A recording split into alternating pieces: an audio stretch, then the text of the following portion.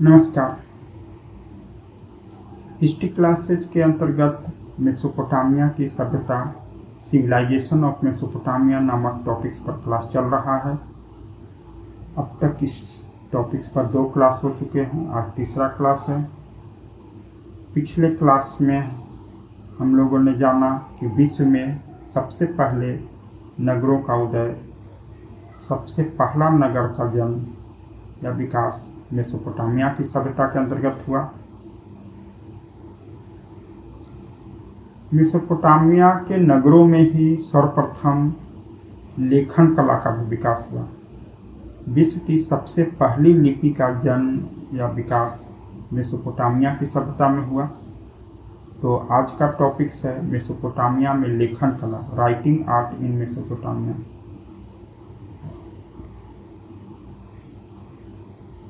Mesopotamia की सभ्यता के अंतर्गत सुमेर की सभ्यता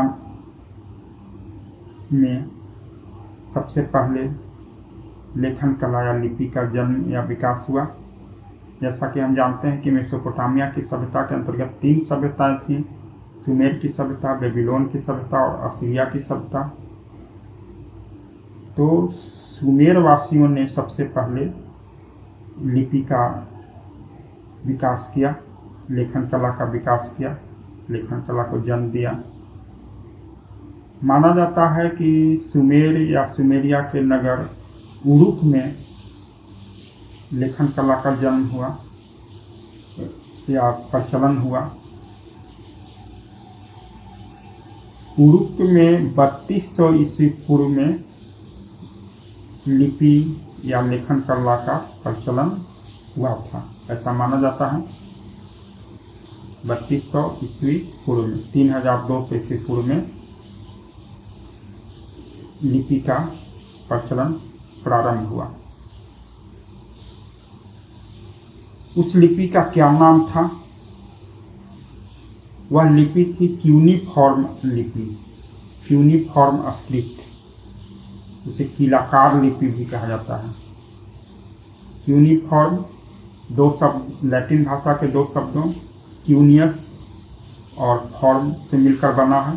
क्यूनियस अर्थात कील, कांटी, वेज शेप्ड, और फॉर्म का मतलब है आकार, मतलब कील या कांटी के आकार की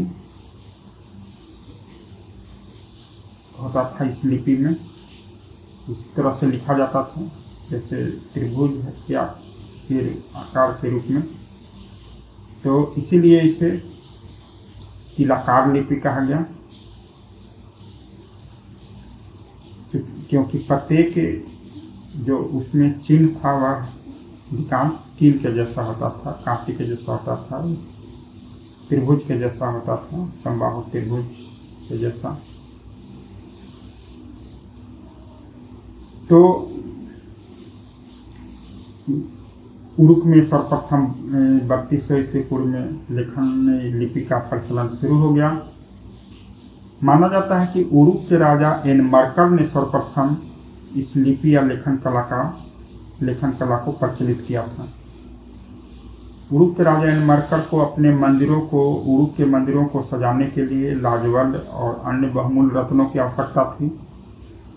इसके लिए उसने अरत्ता के राजा के पास दूत भेजा और दूत के साथ लिखित संदेश भी भेजा इन वस्तुओं की मांग करने के लिए, और इस प्रकार लेखन कला का प्रचलन प्रारंभ हो गया। अब हम इस लिपि की कुछ विशेषताओं को जान लेते हैं। इस लिपि की क्या,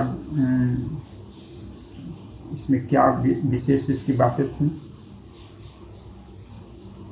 क्यूनिफॉर्म या कीलाकार लिपि एक प्रकार से चित्र लिपि थी। इसमें किसी वस्तु को बताने के लिए एक निश्चित या निर्धारित संकेत या चिन्ह होता था। विचारों या आइडिया या शब्दों या नाम या मापतौल, वेट मेजरमेंट, आयतन, वॉल्यूम, ये सब को भी बताने के लिए एक निर्धारित संकेत या चिन्ह या प्रतीक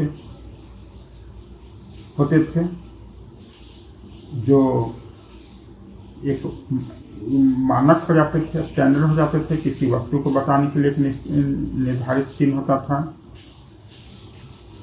किसी नाम को बताने के लिए निर्धारित, किसी आइडिया को बताने के लिए एक निर्धारित चिन्ह होता था। इस प्रकार से यह लिपि थी और इसी के बाद में एक व्यवस्थित रूप दिया गया जिसे कीलाकार लिपि कहा गया।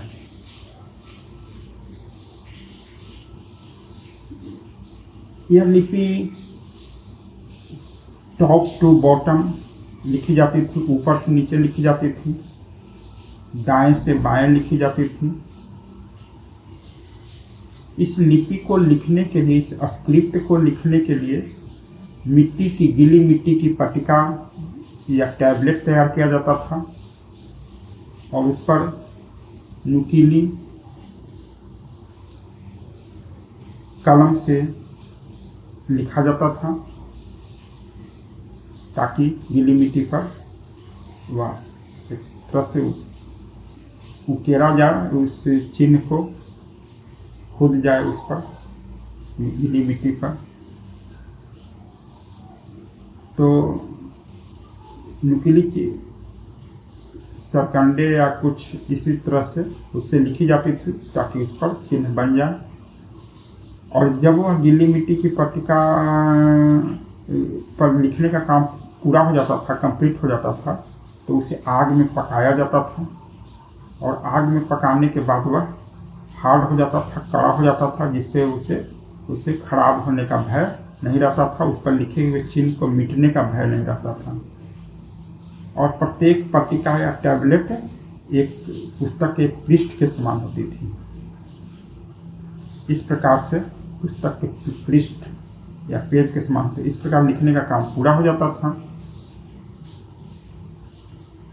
इसका विषय वस्तु क्या था, कीलाकार लिपि का इसका यूज क्या था, उपयोग क्या था। एक तो जैसा कि हमने बताया कि एनमर्कर ने संदेश भेजा था, तो संदेश भेजने के लिए, राजा के आदेश को देने के लिए और मंदिरों की गतिविधियों को बताने के लिए, व्यापारियों के लिए दस्तावेज का काम करता था, उनके कॉन्ट्रैक्ट या अन्य जो पत्र या अन्य जो कार्य होते थे, व्यापार में जो कार्य होते थे, तो उसके लिए यह उपयोगी था। इस लिपि का उपयोग किया जाता था।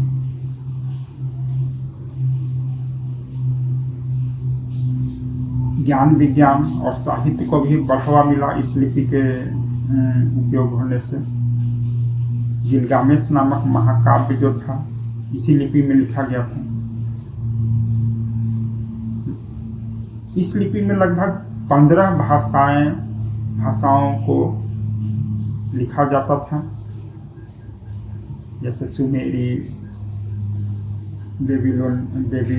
बेबीलोनियाई भाषा, बेबीलोनी, असीरियाई, अक्कदी भाषा इत्यादि 15 भाषाओं को इस लिपि में लिखा जाता था।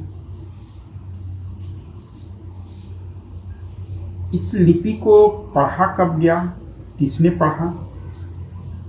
तो इस लिपि को 19वीं शताब्दी में पढ़ा गया और इसे पढ़ने का श्रेय एक ब्रिटिश अधिकारी हेनरी रॉलिंसन को है। हेनरी रॉलिंसन ईरान में थे, तो बाई चांस उन्होंने वहाँ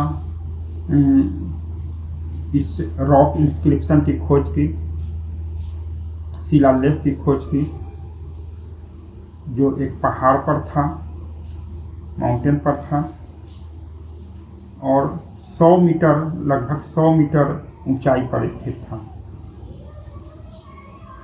तो जब उन्होंने इसको खोजा तो इसको पढ़ने का निश्चय किया। इसके लिए उन्होंने बहुत परिश्रम किया। वे प्रत्येक सुबह या मॉर्निंग में इस चट्टान के पास 100 मीटर की ऊंचाई पर पहुंचते थे और वे पूरा दिन वहीं रहते थे और दिन भर जो उस चट्टान पर लिखा रहता था जो अभिलेख था उसकी वे कॉपी करते थे, उसको वे लिखते थे और संध्या के समय इवनिंग में वे वापस नीचे उतर आते थे। इस प्रकार बहुत दिनों तक वे इसी तरह से करते रहे और अंततः लिखने का काम पूरा हो गया। वे पूरा इंस्क्रिप्शन या पूरा अभिलेख को कॉपी कर लिए, लिख लिए। इसके बाद भी उन्हें लगभग 12 वर्ष इस लिपि को समझने में लग गए। 12 वर्ष उन्होंने इस लिपि को समझने के लिए परिश्रम किया और अंततः उन्हें सफलता प्राप्त हुई। तो जब इस लिपि को पढ़ा गया तो मेसोपोटामिया के इतिहास, मेसोपोटामिया की सभ्यता संस्कृति को समझने में यह बहुत उपयोगी सिद्ध हुआ। इसे मेसोपोटामिया की विभिन्न स्थलों की खुदाई से जो सामग्री प्राप्त हुई थी उसे मिलाकर और व्यवस्थित करके समझने में बहुत ही यह उपयोगी रहा। तो बाद में ब्रिटिश म्यूजियम ने उनके जो हेनरी रॉबिन्सन के कार्य थे, जो उसको यूनिफॉर्म लिपि को पढ़ने में और उसको जिस प्रकार से समझा था, जिस प्रकार से उसको उन्होंने अनुवाद किया, तो उसको ब्रिटिश म्यूजियम ने प्रकाशित किया।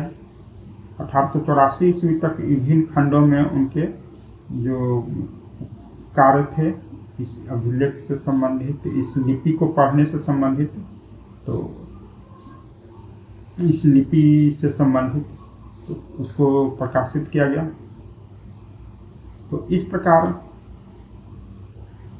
यूनिफॉर्म लिपि या किलाकार लिपि को पढ़ा गया, समझा गया और यह विश्व